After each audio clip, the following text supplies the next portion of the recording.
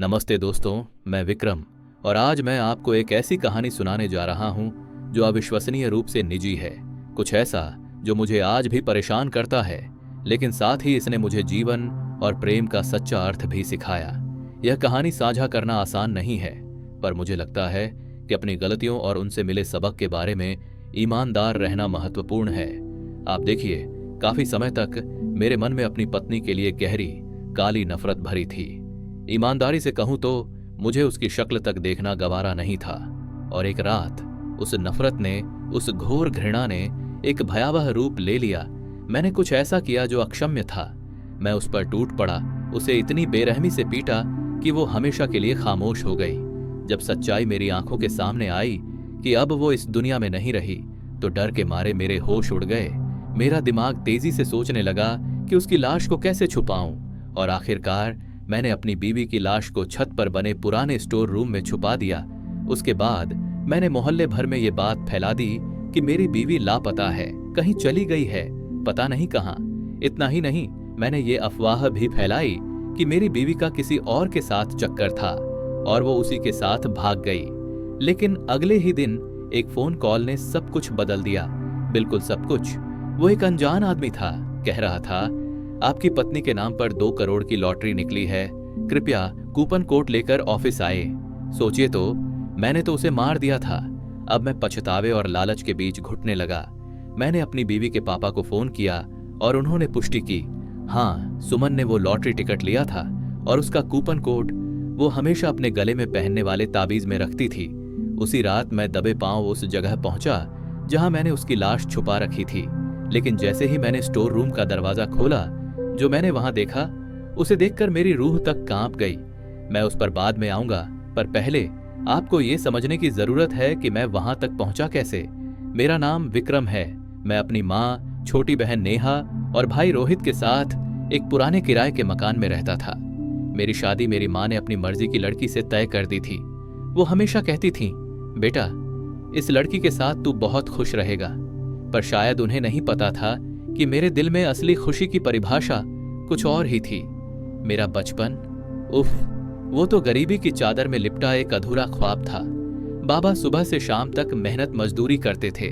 जितनी दिहाड़ी मिलती उसी से घर चलता, उसी में चूल्हा जलता, उसी में सारे सपने जल जाते। अम्मा भी हालातों को समझती थीं, कपड़े सिलती थीं, टांके जोड़ती थीं, ताकि मुश्किल वक्त में कुछ पैसे जोड़ सकें, बाबा का हाथ बटा सकें। इसी तरह घुट घुट कर कट गया बचपन और हम बड़े हो गए।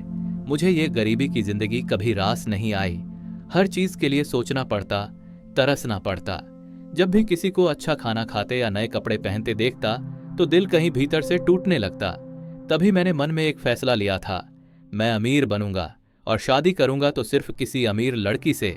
शक्ल सूरत मेरी बुरी नहीं थी, लेकिन जेबें खाली थीं और आदतें आवारा लड़कों जैसी। मैंने अम्मा से कहना शुरू किया, मेरी शादी किसी अमीर घर की लड़की से करवा दो। अम्मा पहले तो चौंक गईं, फिर झल्ला कर बोलीं, बिल्ली को अब ख्वाब में भी खिचड़ी नजर आने लगी है। अरे, गरीब के घर में पैदा हुए हो, गरीब की औकात जितने ही ख्वाब देखो। पहले पढ़ो, काबिल बनो, फिर सोचो किसी अमीर की बेटी को बीवी बनाने की। अम्मा की बातें कड़वी थीं, पर सच भी थीं। फिर भी मैंने भी मन में ठान लिया था, अपने फैसले से पीछे नहीं हटूंगा। मैंने दिन रात मेहनत करना शुरू कर दिया, क्योंकि सच कहूं तो आजकल की लड़कियां शक्ल सूरत और पहनावे पर खूब ध्यान देती हैं। मेरे पास तो चेहरा था ही, अब स्टाइल भी चाहिए था। मैंने पास की एक दुकान से उधारी पर कुछ अच्छे कपड़े लिए, 2-4 नए सूट, जूते और थोड़ा स्टाइल। अब जब भी यूनिवर्सिटी जाता, लोग मुझे देखकर समझते, ये तो किसी बड़े आदमी का बेटा होगा। लेकिन असलियत कुछ और थी। किसी लड़की ने भाव तक नहीं दिया, बल्कि उल्टा मैं उधारी के बोझ तले दबता चला गया। जब कर्ज सिर पर चढ़ा तो मैंने अम्मा से कहा, थोड़ा मदद कर दो, उधारी चुका दूं। अम्मा ने साफ इनकार कर दिया, कहा, जिस रास्ते पर चले हो अब खुद ही देखो। अब मेरे पास कोई और रास्ता नहीं था। छोटा मोटा काम करना शुरू किया ताकि कर्ज चुकता कर सकूं। अगर न करता तो जिस आदमी से उधारी ली थी वो मेरा सारा नकली अमीरपन उतार देता। शायद कपड़े तक नहीं बचते। अब मैं हर दिन कुछ न कुछ कमाने लगा और उसी कमाई से खुद को अमीर दिखाने की कोशिश करता। हर दिन यही सोचता, कभी ना कभी तो किसी अमीर लड़की से टकरा ही जाऊंगा।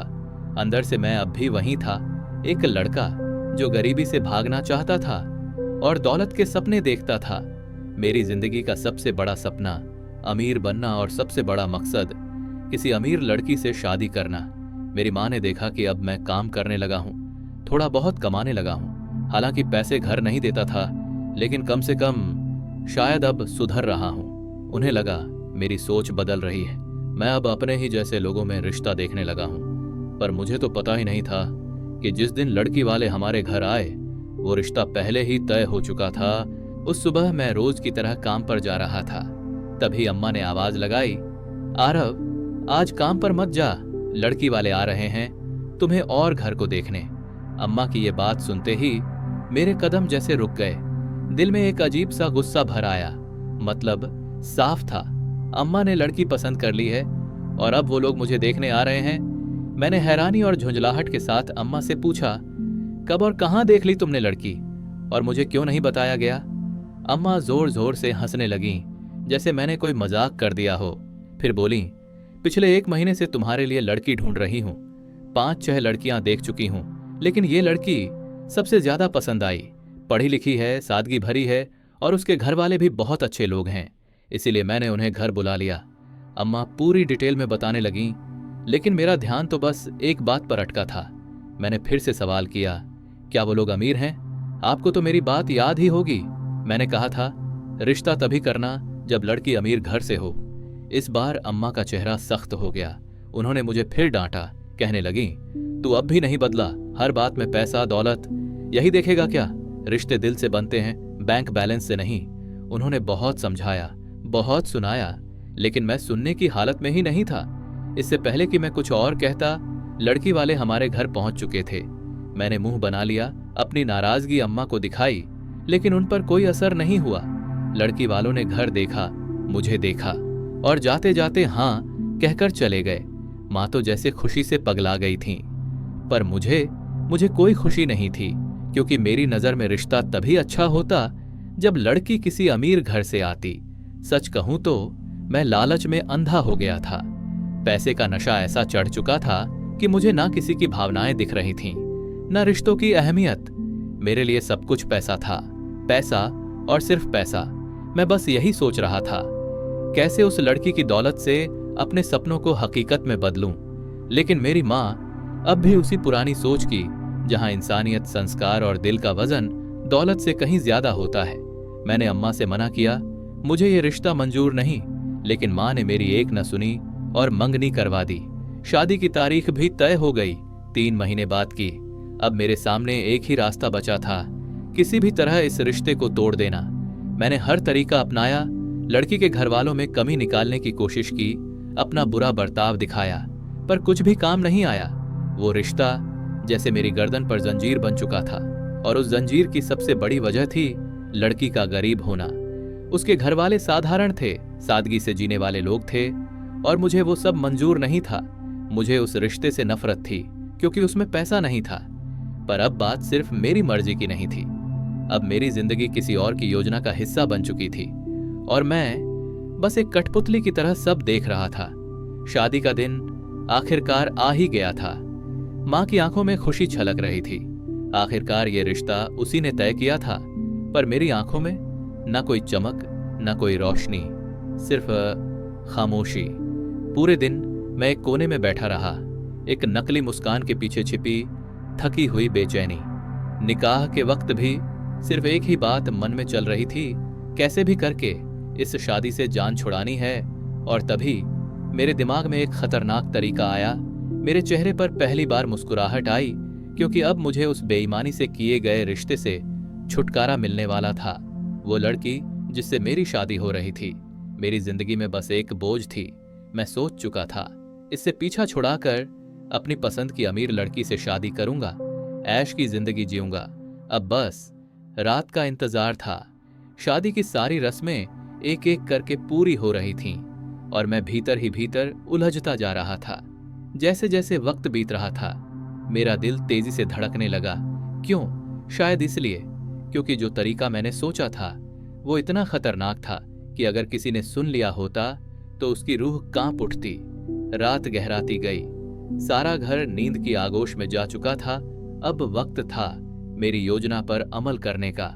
मैं धीरे धीरे कमरे की ओर बढ़ा, जहां मेरी नई नवेली दुल्हन मेरा इंतजार कर रही थी। जैसे ही मैंने कमरे में कदम रखा, वो सामने बैठी थी, बेड पर, लाल जोड़े में, मासूम सी। उसे देखकर मेरा दिल कुछ पल के लिए ठहर गया। क्या कोई इतना सुंदर भी हो सकता है? वो शांत थी, मुस्कुरा रही थी, जैसे उसने मेरी साजिशों की भनक तक नहीं पाई। और तभी मेरे अंदर कुछ टूट गया। मेरी सारी योजनाएं धुल गईं। मैं खुद से पूछने लगा, कौन होगा वो पत्थर दिल इंसान जो इतनी मासूम लड़की को इस तरह बर्बाद कर सकता है? मैं अपने सारे इरादों को भूल गया। कुछ पलों के लिए सब कुछ भुलाकर मैं उसकी तरफ खींचता चला गया। शादी हो ही चुकी थी। अब वो अमीर थी या गरीब, इसका क्या मतलब रह गया था? और फिर हम दोनों ने वो रात साथ बिताई, और उसके बाद के कुछ दिन बेहद सुकून भरे रहे। वो मुझे खुश रखती थी, मैं भी उसे। एक समय के लिए तो मैं भूल ही गया कि कभी मैंने कोई योजना बनाई थी। लेकिन फिर 1 महीने बाद सब कुछ बदल गया। एक दिन मेरी बीवी रिया मुझसे बोली, मैं मायके जाना चाहती हूँ। मैंने बिना कुछ सोचे मुस्कुराकर हाँ कर दी। उसी दिन जाते समय उसने मुझसे कहा, आपके लिए एक बहुत बड़ा सरप्राइज है, बस दुआ कीजिए। मैंने उतावलेपन में कहा, क्या है वो? जल्दी बताओ। वो बस मुस्कुराई और बोली, कल आकर बताऊंगी। रिया मायके जाना चाहती थी। मैंने ज्यादा सवाल नहीं किया, बस बाइक उठाई और उसे मायके छोड़ आया, कहकर कि शाम तक वापस लेने आऊंगा। लेकिन जब लौटा तो वो पुरानी घिनौनी योजना फिर से मेरे दिमाग में दस्तक देने लगी। मैंने सिर पकड़ लिया। क्यों नहीं किया उस वक्त? क्यों छोड़ा उसे जिंदा? अब कोई वक्त गंवाने की गुंजाइश नहीं थी। मैंने तय कर लिया, अब हर हाल में छुटकारा पाना है। मैं भूल गया था कि रिया मेरी जिंदगी में नसीब लेकर आई थी, और शायद कुछ और भी, एक बड़ा सरप्राइज। मैंने तुरंत उसे फोन किया, कहा, भाई के साथ वापस आ जाना। रिया बहुत खुश थी। उसकी आवाज, उसकी हंसी, मुझे कुछ अजीब सा महसूस हो रहा था। क्यों? क्योंकि आज से पहले उसे इतना खुश कभी नहीं देखा था। पर उस दिन मेरा दिल भी पत्थर बन चुका था। और अब वो दिन आ गया था। रात के 3 बजे मैं चुपचाप छत पर गया, जहां स्टोर रूम था, वही जगह जो मेरे प्लान का हिस्सा थी। मैंने मुंह से अजीब सी आवाज निकाली, एक डरावनी भूतही आवाज। रिया गहरी नींद में थी, लेकिन वो आवाज सुनकर हड़बड़ाकर उठी। चारों ओर देखा, मैं दरवाजे के पीछे छुपा था। जैसे ही वो छत पर आई, मैंने झपट्टा मारा, उसके मुंह में कपड़ा ठूंस दिया, और फिर मैंने मारा, बहुत मारा, इतना कि वो बेचारी रिया मर गई। मैंने उसकी लाश को खींचा और स्टोर रूम में छुपा दिया, वो कमरा जो अब मेरी रूह का बोझ बनने वाला था। काम पूरा होते ही मैं नीचे गया, आराम से सो गया। सुबह मैं बेहद खुश था, क्योंकि अब मेरे रास्ते में कोई नहीं था। अब मैं अपनी मनपसंद अमीर लड़की से शादी कर सकता था। मैंने मोहल्ले में शोर मचा दिया। मेरी बीवी भाग गई, किसी से उसका चक्कर था। धीरे धीरे अफवाहें फैलने लगीं। रिश्तेदार, पड़ोसी सब रिया को बदनाम करने लगे। उसके मायके वाले शर्म से सिर झुकाए खड़े थे। मैं अंदर ही अंदर खुश हो रहा था। सोच रहा था प्लान बिल्कुल वैसे ही काम कर गया जैसे चाहा था। पर शायद किस्मत को मेरी हंसी मंजूर नहीं थी। शाम को जब मैं थककर अपने कमरे में लेटा, तभी मोबाइल बजा। मन नहीं था उठाने का, लेकिन कॉल बार बार आ रहा था। मैंने उठाया। फोन पर एक अनजान आदमी था। क्या आप रिया के पति विक्रम बोल रहे हैं? हाँ, मैंने कहा। वो बोला, बधाई हो, आपकी पत्नी ने 2 करोड़ की लॉटरी जीती है। कृपया कूपन कोड लेकर ऑफिस आइए और राशि क्लेम कीजिए। सुनते ही मेरे पैरों तले जमीन खिसक गई। मैंने कांपते हुए तुरंत उसके मायके वालों से बात की। पता चला रिया ने 1 साल पहले लॉटरी डाली थी। कूपन कोड, वो तो उसके गले के ताबीज में था, जिसे मैंने वैसे ही लाश के साथ छुपा दिया था। मैंने बिना कुछ सोचे मोबाइल फेंका और पागल सा छत की ओर भागा। स्टोर रूम का दरवाजा खोला और जो देखा, मेरी रूह कांप गई।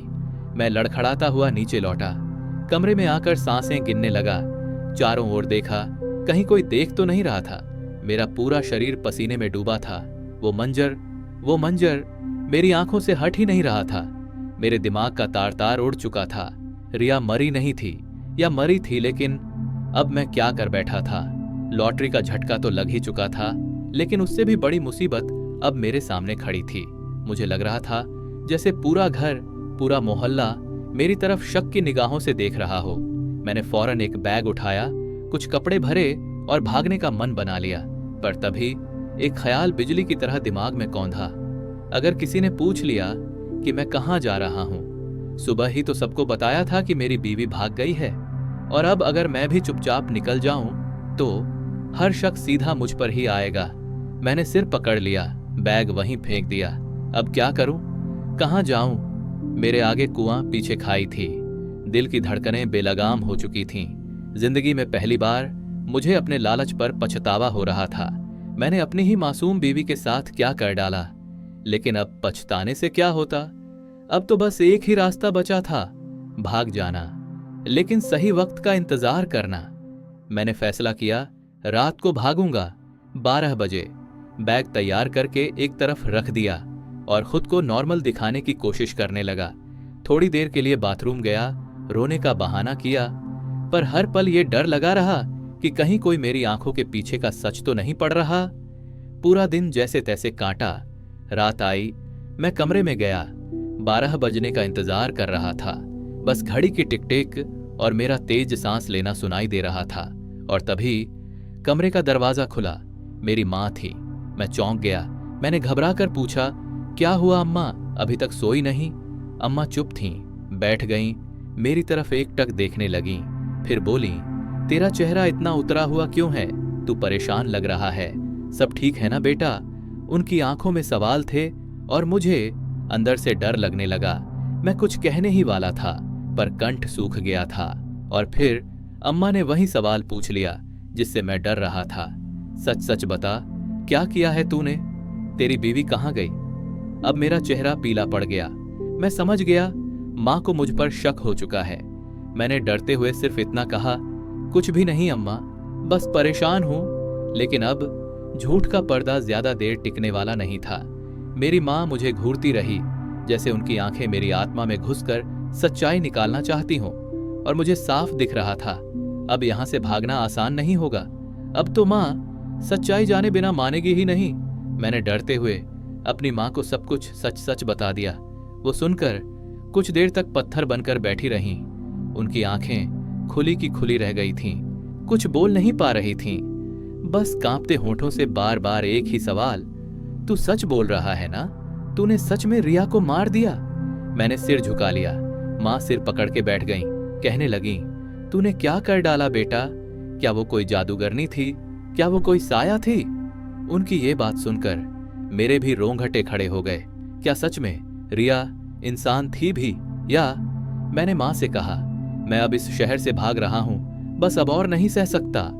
माँ ने रोका, कहा, मत जा, भागने से उल्टा और बड़ी मुसीबत गले पड़ जाएगी। लेकिन मैं अब किसी की सुनने के मूड में नहीं था। बैग उठाया और घर से निकलने ही वाला था, तभी फोन बजा। ससुराल से कॉल। मैंने कांपते हाथों से कॉल उठाया।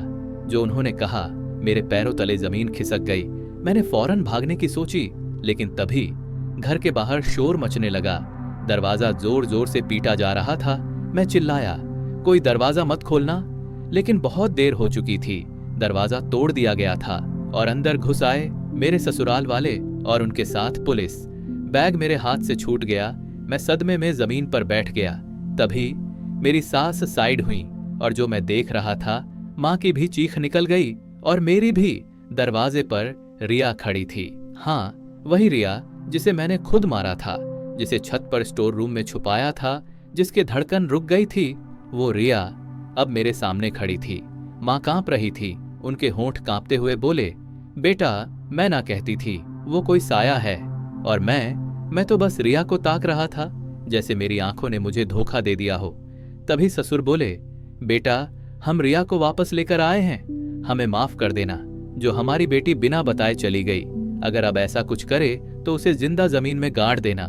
इतना कहकर रिया का हाथ मेरे हाथ में दे दिया।